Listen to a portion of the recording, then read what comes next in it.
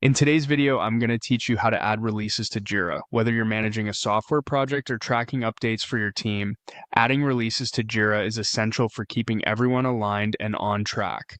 Let's dive in and make this process seamless for you. First, head over to Jira by opening your preferred web browser and navigating to your Jira instance.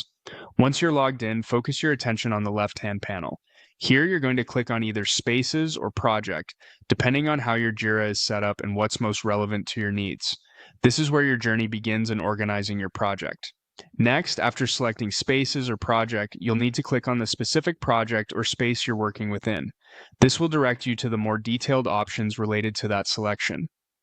Now, look for a plus sign. This icon serves as your gateway to more features. It's often positioned in a strategic area near your main navigation or header, so it shouldn't be too hard to locate. Once you find it, go ahead and give it a click. After you've clicked the plus sign, you will see an option that says Releases.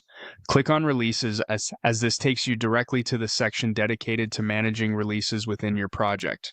If you want quick access to this section in the future, consider clicking on Add to Navigation. This action makes releases available directly from your main navigation menu, saving you some clicks next time. Now we're ready to create a version for your release. Tap the Create Version button. Think of each version as a milestone or a batch of features and improvements that you plan to deliver. When prompted, type in a name for this version. Making it clear and informative will greatly benefit you and your team in ongoing communications. With your version named, it's time to set the time frame. Enter the start date.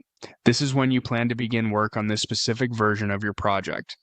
Follow this by specifying a release date, which is your target for when the features should be completed and made available.